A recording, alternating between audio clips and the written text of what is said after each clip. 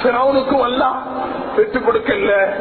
நான் எகிப்துல ஈஜிப்ட்ல போய் அந்த ஃபிரௌன் உடம்ப பார்த்தேன். 96 பிரான்ஸ்ல இருக்கக்குள்ள அந்த பிரான்ஸுக்கு அவன் உடம்ப கொண்டாங்க. அல்லாஹ் குர்ஆன்ல சொல்றான், சுப்ஹானல்லாஹ், உன் உடம்ப நீ யார்? நான் நான் நான் என்ற மமதையில் வாழ்ந்தவன், நான் தான் எல்லாம், அனரப்புக்கு முன்னாடா. நீ மறந்துட்டானே யார்? நீ யார்? நீ கஃன் களவாண்டவன். உன் தொழில் என்ன? கபர்ல இறங்கி கஃன் களவாண்டது ஃபிரௌன் செஞ்ச தொழிலாளர். பல பல களவுகள் இருக்குது உலகத்துல. ஆனா யாரும் களவெடுத்துட்டு நல்ல நல்ல திட்டம் போட்டு களவெடுக்கலாம், அழகா களவெடுக்கலாம், கண்ணியமாக களவெடுக்கலாம்.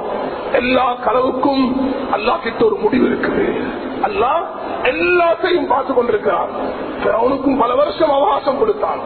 அல்லாஹ் எல்லாருக்கும் உலகத்துல சந்தர்ப்பம் அவகாசம் கொடுத்து கொண்டே இருக்கிறான். சந்தர்ப்பம் இருக்குது, மன்னிப்பு கேட்டுக் கொள்ளணும். புத்திசாலிகள் யார்? இந்த நேரத்தில் உணர்றது. பேசக்கூடிய நான் இந்த பேச்சுக்கு கூட தகுதி உள்ளவன்.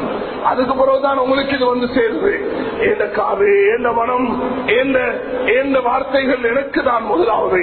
அது போல கேட்கக்கூடிய இந்த நாட்டில் கேட்கக்கூடிய தாய்மார்கள், சகோதரிகள், வாலிபர்கள், இந்த நாட்டில் கேட்கக்கூடிய எல்லோருக்கும் இது இரண்டாவது தான் போய் சேருகிறது.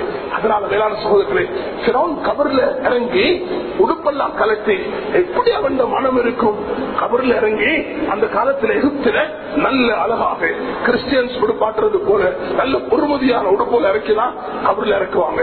அதெல்லாம் களவாண்டு வெளியே வருவான். அதுதான் அவன் தொழில். அவன் போக்கல பார்த்தான் ஒரு செக் பாயிண்ட் இருக்குது. அதுல அவன் சில பூசணிக்காக்களை தூக்கிட்டு வந்தான். அவனுக்கிட்ட இருந்த 6 பூசணிக்காக 3 செக் பாயிண்ட்ல களவாண்டாங்க. அவன் சொன்னா, இதுதான் நல்ல இடம், நான் செக் பாயிண்ட்ல போயிட்டு இருக்கேனாது, எனக்கு ஆக நல்ல இடம் இந்த கபர்ல போயிட்டு உட்காருதான். கபர்ல யாருமே கேட்கறதுக்கு இல்ல களவாண்டக்குள்ள, உள்ளுக்கு இறங்கி எனக்கு களவாண்டலாம். அதே நேரத்தில் மையத்தை குறைந்து அடக்கக்குள்ள அங்கேயும் ஒரு டெக்ஸ் அடிப்பான். அரசன் குடும்பத்துல பணம் வந்துச்சு, அந்த பணத்தை அடக்கக்குள்ள அங்கேயும் டெக்ஸ் கேட்கிறான். ஒவ்வொரு நான் யாரையும் அப்படி ஒருத்தனை நியமிக்கலையே என்று இவனை புத்திசாலி என்று கொண்டு போயிட்டு மந்திரி சபையில சேர்த்தா. அங்கதான் அரசனுக்கும் முடிவு வந்தது. இவன் மந்திரியாக மாறினான். மந்திரியாக மாறதுக்கு பிறகு தன்னுடைய பழைய நிலைமையை மறந்து, ஆனா ரப்புக்குமுல் ஆலா, நான் தான் உங்களை ரப் என்று சொன்னான். எனக்கு குழந்தைகள் அழிக்கலுமா அழிக்கலும், எனக்கு நெருப்புல போடலுமா போடலும், எனக்கு யார கொள்ளேனுமா கொள்ளேலும், எனக்கு எல்லாத்தையுமே செய்யலும், நான் தான் ரப் என்று சொன்னான். அல்லாஹ் சொன்னா, நீ செய்யறதெல்லாம் செய்யப்பா, இந்த பூமி ஏண்டதா, நீ விளங்கிட்டா உனக்கு நல்லம், நீ விளங்காட்டி உனக்கு நஷ்டம், நீ விளங்கிக் கொண்டு எத்தனையோ சோதனைகள் அல்லாஹ் கொடுத்தான். அவன் திங்கிறது தண்ணியாக, திங்கிறது ரத்தமாக, திங்கிறது கவலையாக அல்லாஹ் சோதனைகளை கொடுத்தான். ஒன்றிலையுமே அவன் விளங்கல. இறுதியாக அல்லாஹ் தஆலா என்ன சொல்கிறான்?